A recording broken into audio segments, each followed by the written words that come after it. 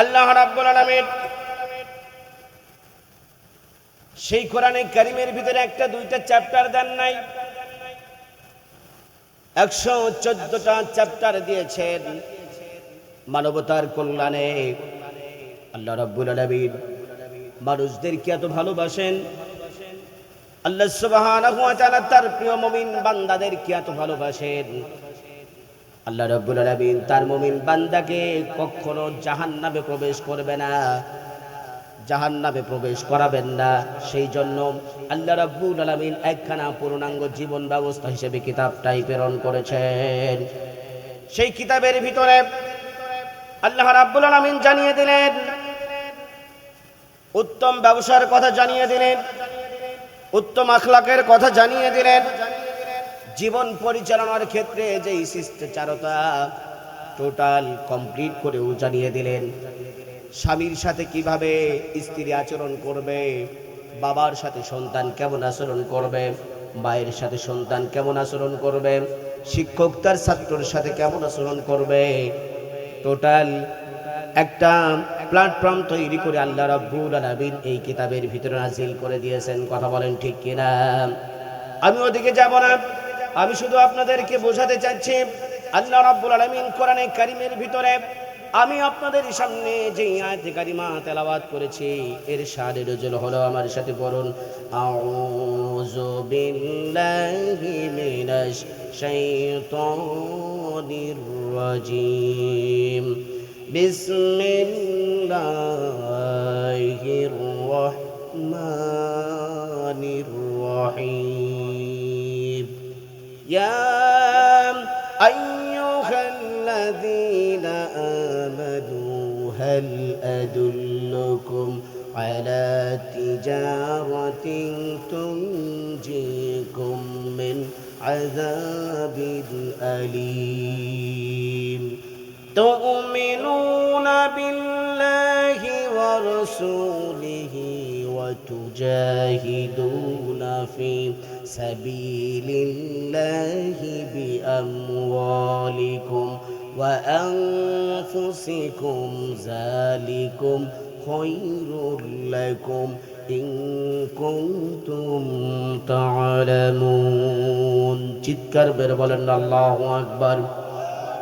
মুমিনদেরকে আল্লাহ রাব্বুল আলামিন ডাক দিচ্ছেন। এখানে একটা বিষয় মনে রাখতে হবে, মুসলমান বান্দাদেরকে আল্লাহ রাব্বুল আলামিন নাম ধরে ডাকেন নাই, মুমিনদেরকে আল্লাহ রাব্বুল আলামিন সম্মান সূচক শব্দ ব্যবহারের মাধ্যমে ডাক দিয়েছেন। আল্লাহু আকবার বলেন। আল্লাহ রাব্বুল আলামিন ডাকতে বলছেন, ইয়া আইয়ুহাল্লাযীনা আমানু, হে ঈমানদারগণ, হে বিশ্বাসীগণেরা, শুনে নাও, শ্রবণ করো, তোমাদের জন্য দুইটা পথ। আল্লাহ রাব্বুল আলামিন বলছে, হে ঈমানদারেরা শ্রবণ করো, হাল আদুল্লুকুম আলা তিজারাত, আমি আল্লাহ কি তোমাদেরকে এমন একটা ব্যবসার কথা বলে দেব না যেই ব্যবসাটা কঠিন যন্ত্রণাদায়ক আযাব থেকে তোমাদের মুক্তি দিতে পারে। কঠিন যন্ত্রণাদায়ক আযাব থেকে মুক্তি আমরা কে পেতে চাই না? কথা বলেন, কে পেতে চাই না? কঠিন যন্ত্রণাদায়ক আযাব থেকে যিনি মুক্তি দিতে পারেন, আওয়াজ দিয়ে বলেন তিনি কে? শিরব ডাক দিয়ে বলতেছেন, আমি তোমাদের এমন একটা ব্যবসার কথা বলে দিলাম যেই ব্যবসাটা কঠিন যন্ত্রণাদায়ক আযাব থেকে তোমাদের মুক্তি দেবে। সেই ব্যবসাটা হলো কি? আল্লাহ রাব্বুল আলামিন অপর অংশের ভিতরে বলছেন, তু'মিনুনা বিল্লাহ, ঈমান আনতে হবে কার উপরে? কথা বলেন, ঈমান আনতে হবে কার উপরে? এই ঈমানের কথা বলতে যায়া নবীরা দুনিয়ার জমিনে পাথরের আঘাত সহ্য করছে কি করে নাই? মাথার উপর থেকে নিয়ে পা পর্যন্ত চিরে ফেলা হয়েছে, হয়েছে কি হয় নাই? কিসের জন্য? ঈমানের পথে। অথচ আল্লাহ বলছেন, তু'মিনুনা বিল্লাহ, মুমিনের পরিচয় হবে এক আল্লাহর উপর ঈমান আনবে। কার উপরে? কথা বলেন, কার উপরে ঈমান আনতে হবে? দীর্ঘ 16 বছর দেখেছি কাদের উপরে ঈমান ছিল মানুষের। আমি রাজনৈতিক আলোচনা করা দরকার মনে করি না, মানুষ এমনিই বুঝে যায়। আল্লাহ বলছেন, তুমিনুনা বিল্লাহি ওয়া রাসূলিহি ওয়া তুজাহিদুনা ফি সাবিলিল্লাহি বিআমওয়ালিকুম। নাম্বার 1 হলো, যদি যন্ত্রণাদায়ক আযাব থেকে তোমরা বাঁচতে চাও, নাম্বার 1 হলো আল্লাহর ঘোষণা। আল্লাহ রাব্বুল আলামিন বললেন, ঈমান আনতে হবে একমাত্র আল্লাহর উপরে। এই ঈমানের ভিতরে ভেজাল থাকা যাবে না। সেই ঈমান আনতে গিয়ে যদি তোমার উপরে পাথরের আঘাত আসে, তোমার যদি জেলখানায় যেতে হয়, কারারুদ্ধ জীবন যাপন করতে হয়, তথাপিও তোমার এই ঈমানের পথ থেকে পিছপা হটা যাবে। কথা বলেন, যাবে। ঈমানের পথে ছিলেন কারা? নাম্বার 1 যদি বলি, 1 নাম্বার কার কথা বলবো? কোন মানুষটা ঈমানের পথে থেকে বাধাগ্রস্ত হয় নাই, জেল খাটে নাই, জরিমানা দেয় নাই, সন্তান কি এতিম করে নাই? একটু ঢেকে রাখো বাবা। ঈমানের পথে যারা ছিলেন তাদের একটু উদাহরণ দিয়ে দেই। ঈমান আনতে গিয়ে মক্কার জমিনে আল্লাহ জলিল কদর সাহাবী হযরতে বেলালের উপরে নির্যাতন কম এসেছে। ইতিহাস সাক্ষ্য দিচ্ছে, তাম পৃথিবীর মজলুম মানুষের সমস্ত নির্যাতনগুলো যদি এক পাল্লায় রাখা হয়, আর হযরতে বেলালের যদি ঈমান আনার পরে যে নির্যাতন হয়েছে, সেই নির্যাতনটা যদি অপর পাল্লায় রাখা হয়, আমার আল্লাহর কাছে হযরতে বেলালের নির্যাতনের পাল্লাটাই আল্লাহর কাছে ভারী হয়ে যায়। অথচ আল্লাহ রাব্বুল আলামিন ঈমান আনার কারণে নির্যাতনের পর নির্যাতন সহ্য করার পরে আল্লাহ রাব্বুল আলামিন খুশির সংবাদ দিবেন কি দেন নাই?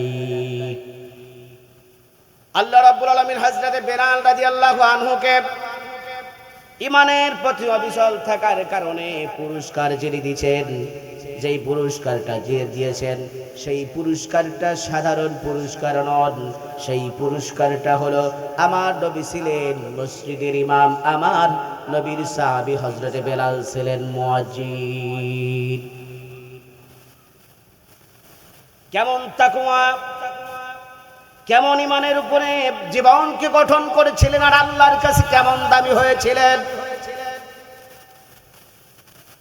উমাইয়া বিন খালদ তার জিহ্বার ভিতরে ঈমান আনার কারণে আগুনের আংটা দিয়েছিল। আগুনের আংটা, জিহ্বাটা পুড়ে গেছে, শব্দগুলো ভালোভাবে উচ্চারণ করতে পারে না। শরীরে খুব একটা ভালো পোশাক নাই, 70 টাকার মতো একটা মাত্র পোশাক। হাবশী দেশের মানুষ, কালো বেলাল, চুলগুলো উখড়ো খুকড়ো, দেখতে কোনো ভালো দেখা যায় না। কিন্তু বেলাল ঈমান আনার কারণে আল্লাহ রাব্বুল আলামিন তাকে কেমন সম্মান করলেন। আযান দেয় মসজিদে, মসজিদের মিনারায় হযরতে বেলাল আযান দেয়, মানুষের কলিজা ঠান্ডা হয়ে যায়। বেলাল আযান দেয়, তাম পৃথিবীর সমস্ত মুয়াজ্জিনদের হেড নেতা সিরিতির হচ্ছেন বেলাল। আজকেও তো পৃথিবীর জমিনে অনেকে আযান দেয়, ঠিক কিনা? আযান হচ্ছে আজকে আপনার এলাকার মসজিদে, আযান হচ্ছে ধুপুরিয়া মল্লিক পাড়ার মসজিদে, আযান হচ্ছে বাইতুল মুকাররম কেন্দ্রীয় জামে মসজিদে। কি সুমধুর কণ্ঠে আযান হচ্ছে ঠিক, কিন্তু আযানের ভিতরে বেলালের রূহটাকে কি আর পাওয়া যায়? কেমন রূহওয়ালা বেলাল ছিলেন, কিতাবের ভিতরে এসেছে হযরত বেলাল উমাইয়ার নির্যাতনের কারণে জিহ্বার ভিতরে জড়তা এসে যেত। এই জিহ্বার ভিতর থেকে ভালোভাবে উচ্চারণ হতো না। হযরত বেলাল ভালোভাবে উচ্চারণ করতে পারতো না। কখনো সিনকে সিন বলতো, সিনকে সিন বলতো, ভালোভাবে উচ্চারণ করতে পারতো না। সাহাবায়ে কেরাম প্রশ্ন ছুড়ে দিলেন, ইয়া রাসূলুল্লাহ, ইয়া হাবিবাল্লাহ, আজকে বেলালের চাইতে অনেক সুন্দর সুমধুর কণ্ঠে আজান দেওয়ার জন্য অনেকজন আছে। আল্লাহর নবী কোনো কথা বলেন না, কারণ আমার নবীজি বিশ্ব নবী, মানবতার মুক্তির দুলাল, পৃথিবী মাঝারে নিজের ব্যক্তিগত ইচ্ছায় একটা কথা দুনিয়ার জমিনে বলেন নাই। কোরআন সাক্ষ্য দিচ্ছে, মা ইয়ানতিকু আনিল হাওয়া ইন হুয়া ইল্লা ওয়াহয়ুন ইউহা। চিৎকার মেরে বলেন আল্লাহু আকবার। এই পৃথিবীতে আমার নবীজি তার নিজের চিন্তাধারা থেকে, ব্যক্তিগত কোনো কথা থেকে, চিন্তাধারা থেকে একটা কথা জমিনে আল্লাহর মুখ থেকে ডেলিভারি, আল্লাহর নবীর মুখ থেকে ডেলিভারি দেন নাই। যা যা বলেছেন সবগুলো আল্লাহর পক্ষ থেকে পাঠানো ওহী। কথা বলেন ঠিক কিনা? প্রকাশ্য ওহী হলো আল কোরআন, আর নবীজির আর একটা ওহী হলো হাদিস, যেটা দুইটা হাদিসে জলি, হাদিসে খফি। জলি হচ্ছে প্রকাশ্য কোরআন, খফি হচ্ছে আল্লাহর নবীর মুখের বাণী, সেটা হচ্ছে হাদিস। নবীজি কিচ্ছু বলতেছে না, নবীজি আল্লাহর পক্ষ থেকে ঘোষণা না আসা পর্যন্ত কিচ্ছু বলতে পারবেন না। রাহমাতাল লিল আলামিন, কোনো কথাই বলেন না। সাহাবীরা পিরাপিরি করে, কি ব্যাপার, আজকে যদি বেলালের জায়গায় অন্য কেউ আজান দেয়, আমি নবী মুহাম্মদ ভালো বলবো না, খারাপ বলবো না, কারণ অনেকেই চাচ্ছে, ঠিক কিনা? সকলের পিরাপিরিতে আল্লাহর নবী একদিন অন্যজন সাহাবীকে দিয়ে আজান দেওয়ালেন। আমি শুধু বলছি, তুমিনুনা বিল্লাহ, ঈমানের পথে থাকার কারণে নির্যাতন সহ্য করলেন। সহ্য করার পরে আবার আল্লাহ সেই পুরস্কার দিলেন। শুনুন সে কথা। বেলাল রাদিয়াল্লাহু আনহু ওই দিন আর আজান দিলেন না। ভারাক্রান্ত মন নিয়ে ঘুমিয়ে পড়লেন। ঠিক আজকে তো বলতে পারেন না, আশহাদু আন্না মুহাম্মাদার রাসূলুল্লাহ। হৃদয় ভরা আবেগ নিয়ে নবীজির নামটা তো আর আজকে উচ্চারণ করতে পারতেছে না। আল্লাহর নামটা উচ্চ আওয়াজে উচ্চারণ করতে পারে না। হযরতে বেলাল রাদিয়াল্লাহু আনহু এবার চোখের পানি ছেড়ে দিয়ে রাতে আরামে ঘুমাতে পারতেছে না। ফজরে আজান হয়ে গেল। হযরতে বেলালের চাইতে উত্তম কণ্ঠে আজান হয়েছে, কিন্তু ওই দিন আল্লাহ রাব্বুল আলামিন আর জমিনে আর দুনিয়াতে সূর্য উদিত করতেছে না। চিৎকার মেরে বলেন না, খেলাটা কার? আর সূর্য ওঠে না। হতভম্ব হয়ে গেছে গোটা দুনিয়া। কি ব্যাপার, কিয়ামত ঘনিয়ে আসলো নাকি? সকালের সূর্য কি আর দেখতে পারবো না? সকাল হচ্ছে না কেন? পাখিরা কিচির মিচির ডাকে না কেন? পাখিরা প্রতিদিন সকালে যাদের কিচির মিচির ডাকের কারণে আমাদের কোলাহল বাড়ে, আমাদের ঘুম ভাঙ্গে, আমরা মহান রবের সিজদা অবনত হই, আমাদের কপালটা রবের সামনে সিজদা দিয়া রবকে খুশি করি। কথা বলেন ঠিক কিনা? আজকে তো সকালের সূর্য আর ওঠে না। আল্লাহ রাব্বুল আলামিন জিবরিল আমিনকে পাঠালেন। জিবরিল আমিনকে পাঠিয়ে দিলেন, ডাক দিয়ে বলছেন, জিবরাইল যাও আমার নবীর কাছে যাও, আমার নবীর কাছে যাইয়া বলো আজকে কি মসজিদে নববীতে আর আজান হবে না। জিবরিল আমিন আসলেন। জিবরাইল আলাইহিস সালাম আল্লাহর নবীর সামনে এসে ডাক দিয়ে বলছেন, ইয়া রাসূলুল্লাহ, ইয়া হাবিবাল্লাহ, আজকে মসজিদে আজকে কি আজান হবে না? আল্লাহর নবী ডাক দিয়ে বলছেন, কেন, আজকে তো আজান হয়েছে। প্রতিদিন যে আজান দেয় তার চাইতে উত্তম কণ্ঠে আজকে আজান হয়েছে। আল্লাহর নবী বিশ্ব নবী মুহাম্মদুর রাসূলুল্লাহ সাল্লাল্লাহু আলাইহি সাল্লাম বলার সঙ্গে সঙ্গে জিবরাইল ডাক দিয়ে বলছেন, ইয়া রাসূলুল্লাহ, ইয়া হাবিবাল্লাহ, আপনি শুনে নেন, খোদার কসম করে বলি, আজকে যে আজান দিয়েছে আজানটা আল্লাহর আরশ আজিমে পৌঁছায় নাই। আজকে আরশ আজিমে এই আজানটা যায় নাই। যার কারণে আমার আল্লাহর কর্ণবহুল পর্যন্ত আজান যায় নাই। আমি আপনাকে খবর দিলাম ইয়া রাসূলুল্লাহ, আপনি শুনে নেন, গতকালকে যেই মানুষটা আজান দিয়েছে সেই মানুষটা যদি আজকের ফজরে আজান না দেয়, আমার আল্লাহ রাব্বুল আলামিন যতদিন দেবে না ততদিন আল্লাহ সূর্য উঠাবে না। এবারের পথে অবিচল থেকে আমার মরণ যেন হয়, আমার মরণ যেন হয়। তোমারই কাছে মিনতি আমার, একটু মারহাবা বলি। তোমারই কাছে মিনতি আমার, মহামহিম দয়াময়। ইমানের পথে অবিচল থেকে আমার মরণ যেন হয়, বলি আমিন।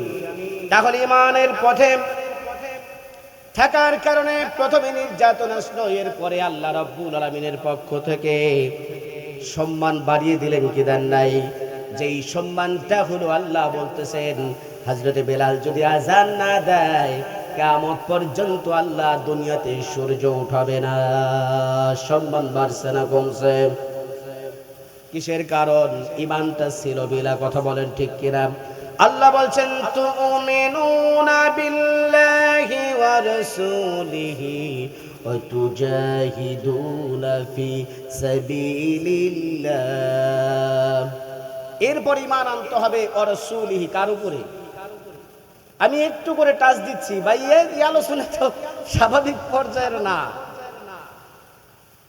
ওয়া রাসূলিহি, এরপর ঈমান আনতে হবে রাসূলের উপরে। দেখেন রসুলের উপর ঈমান আনার নাম কি? আহা, আবার ভাইরা আমরা মুখে বলি আমাদের রসুলকে খুব ভালোবাসি, নবীর খুব ভালোবাসি, কিন্তু প্রকৃতপক্ষে নবীর সুন্নতকে আমরা লালন করি না। কথা বলেন ঠিক কিনা? আমার নবীজির সুন্নত শুধু মিসওয়াক করা ছিল। কথা বলে না কেন? খাবার শেষে শুধু মিষ্টি খাওয়াই ছিল। আমার নবীজির সুন্নত শুধু খাবার পরে কাইলুল্লাহ করা, একটু ঘুমানো, এগুলো বোধহয় ছিল নাকি?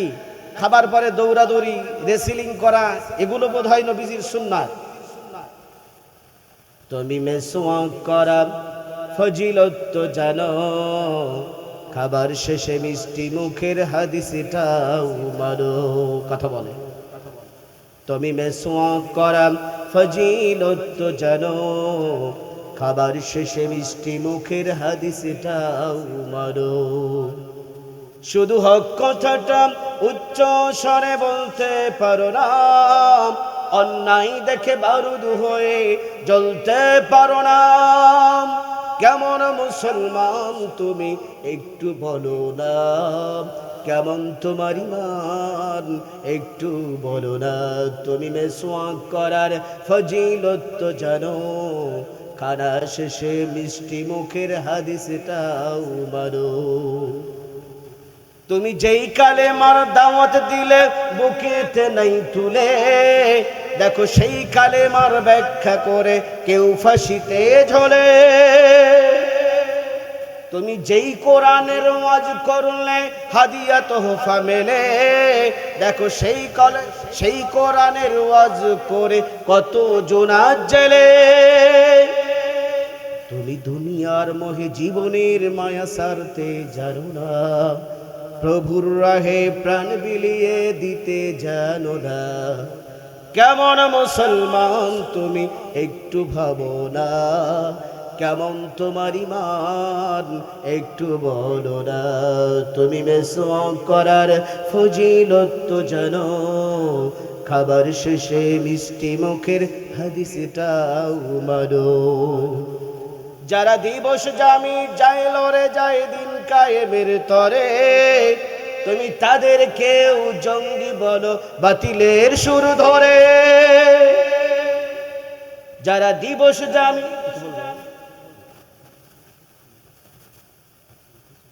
আচ্ছা আহা, মহিলারা অনেক প্যান্ডেলের ভিতরে জায়গা হচ্ছে না, একটু একটু হরকত দিয়ে বসেন। আলহামদুলিল্লাহ, আপনারা একটু সবাই চেপে চেপে বসে। গজলের ভিতরে যেটা বলছিলাম, ফতুয়া দিয়া উম্মার মাঝে বিভক্তি শুধু বাড়াও, নিজেকে ভাবো হক বাকিরা নিজেই ভুলটা ছড়াও। তুমি ভাঙনের খেলা খেলতে জানো, গড়তে জানো না, খোদার রজ্জ আঁকড়ে ধরে চলতে পারো না। কেমন মুসলমান তুমি একটু ভাবো না, কেমন তোমার ঈমান একটু বলো না। তুমি মিসওয়াক করা ফজিলত তো জানো, খাবার শেষে মিষ্টি মুখের হাদিসটাও মানো। একটু কথা বলেন না, আমি টাইম মতো আমার কাজ করে দেবো, রাগ করেন না। তাহলে আমি বলতেছিলাম দ্বিতীয় নাম্বার ঈমান আনতে হবে ওয়া রাসূলি, কার উপরে? এই কথা যা বললাম, আমার শুধু মিসাক করার নাম সুন্নত নয়। আল্লাহ রাব্বুল আলামিন দ্বিতীয় নাম্বার মুমিনের সিনটন হিসেবে দিলেন ওয়া রাসূলিহি। মুমিনরা ঈমান আনবে রাসূলের উপরে। আমার নবীজি যেটা বলবে জীবন চলে যেতে পারে, আমার নবীজির কথা তারা ফেলতে পারবে না। আমার ভাইয়েরা, আলহামদুলিল্লাহ দিয়ে দেন। আমার নবীজি যখন বলেছিলেন জিহাদের ডাক আসলো, জিহাদের দামামা বেজে উঠলো, দেখেন নবীজির উপরে ঈমান আনার নাম সাহাবারা কেমন দিয়েছেন। সাহাবীদের ইতিহাস বলবো না, শুধু আজকে মা বোনেরা এসেছে। মা বোনদের চরিত্র কেমন ছিল, নবীর প্রতি ভালোবাসা কেমন ছিল, এই মাদ্রাসায় কোরআনের শিক্ষা অর্জনের জন্য আমার মা বোনেরা সন্তানদেরকে দিয়েছে আমার নবীর প্রতি ভালোবাসা রেখে। কথা বলেন ঠিক কিনা? একটু আমার আলোচনা কি কষ্ট হচ্ছে আপনাদের? একটু নাড়াচাড়া দিয়ে, নাইলে মনে করবো হয় শ্মশান ঘাটে নাই কবরস্থানে ওয়াজ করতেছি। এই দুইটা জায়গার মানুষ ছাড়া তো আর সব জায়গায় কথা হয়, ঠিক কিনা? শ্মশান ঘাটের ওরা তো কথা বলতে পারে না, আর কবরস্থানের মৃত ব্যক্তিরা জবাব দিতে পারে না। এছাড়া তো সবাই তো একটু আওয়াজ করে জবাব দিতে পারে, নাকি আপনাদের ওই রকম অবস্থা হয়েছে? আচ্ছা, একটু জবাব টবাব দিয়ে। আমার ভাইয়েরা, যাদের দামামা বেজে উঠেছে, নবীর প্রতি ঈমান আনতে গিয়ে আল্লাহর নবীর সাহাবীরা কেমন পরীক্ষা দিয়েছেন, সাহাবীদের কথা বলবো না। আল্লাহর নবী যখন জিহাদের ডাক দিলেন, জিহাদের দামামা যখন বেজে উঠল, আল্লাহর নবীর সামনে একজন মহিলা আসলেন 6 মাসের একটা শিশু নিয়ে। আল্লাহর নবীজিকে ডাকতে বলছেন, ইয়া রাসূলুল্লাহ, ইয়া হাবিবাল্লাহ, হুজুর আমার এই 6 মাসের শিশুটা আপনার কাছে দিলাম। কয় কি করার জন্য? কয় জিহাদ করার জন্য। আশ্চর্য হয়ে গেলেন আমার নবীজি। মহিলা ডাকতে বলছেন, ইয়া রাসূলুল্লাহ, আমার স্বামী নাই, উপযুক্ত সন্তানও নাই, জিহাদ করবে, আমি শহীদের স্ত্রী হব কিংবা শহীদের মা হিসেবে আল্লাহর কাছে স্থান পাব। ও মুসলমান ভাইরা আমার, শাহাদাতের মৃত্যু আল্লাহর কাছে সব সময় চাইবেন, কারণ শাহাদাতের মৃত্যু হচ্ছে একটা সেতু। দুনিয়ার এপারে জান্নাত, এপারে দুনিয়া, আর ওপারে হচ্ছে আল্লাহর জান্নাত। কথা বলেন ঠিক কিনা? শহীদ আল্লামা দেলোয়ার হোসেন সাইদি সারাটা জীবন দোয়া করেছিলেন, আল্লাহুম্মা রযুকনা শাহাদাতান ফি সাবিলিক ওয়াজআল মাউতি ফি বিলাদি রাসূলি। কথা বলেন ঠিক কিনা? আমার আল্লাহ রাব্বুল আলামিন এই পৃথিবীতে আমাদের জীবন্ত চোখে দেখা শহীদ আল্লামা দেলোয়ার হোসেন সাইদি যা যা বলে গেছেন, আপনারা বলেন তো দেখি কোন কাজটা দুনিয়ার জমিনে বাস্তবায়ন হয় নাই? তিনি শাহাদাতের মৃত্যুবরণ করেছেন। বলেছিলেন যে অত্যাচার, নির্মম নির্যাতন তোমরা চালাচ্ছ, বাংলার 16 কোটি মুসলমান পা দিয়া ছাকা দেবে, বামুবাড়ি দিল্লি গিয়া পড়বা। কথা কয় না? মালদা আছে কই? কথা কয় না? কোথায় আওয়ামী লীগ, কোথায় কাদের কাকা, কোথায় গেল ওই জালিমের গরম গরম কথা? কথা কয় না? কোথায় আওয়ামী লীগ, কোথায় কাদের কাকা, কোথায় গেল ওই জালিমের গরম গরম কথা? খেলা হবে খেলা হবে, খেলা হবে, খেলা হবে, খেলা হবে বলে কাকাই গেল বলাইয়া। সৈরাচার পালাইছে রে দেশটা ছাড়িয়া, সৈরাচার পালাইছে রে দেশটা ছাড়িয়া। কত ছাত্রের বুকে করলো গুলি, রক্তে রঙিন হলো সকল গলি। কথা কয় না? আমার দেশের মা শহীদ সাইদের মা, আমার দেশের মা মীর মুগ্ধের মা, যাদের কারণে বাংলার জমিন 2024-এর 5ই আগস্টে নতুন স্বাধীনতার ছাপ পেয়েছে। কথা বলেন ঠিক কিনা?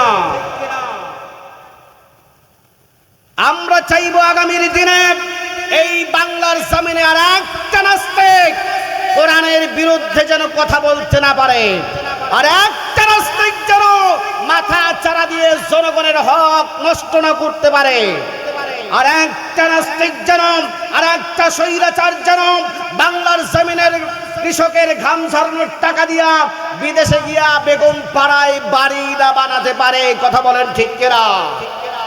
আমরা দীপ্ত শপথ গ্রহণ করব, আগামীর দিন হবে কোরআনের দিন। কথা বলেন ঠিক কিনা? আল্লাহ সুবহানাহু ওয়া তাআলা এই জমিনটাকে কোরআনের জন্য কবুল করেছেন। আল্লাহর কাছে দোয়া করবেন আমরা যেন কোরআনটা বুকে লালন করে এই জমিনে ভাই ভাই ভ্রাতৃত্ব বন্ধনে আবদ্ধ থেকে আল্লাহর জান্নাত কামাই করে আল্লাহর দুনিয়া থেকে বিদায় হতে পারি। বলি আমিন।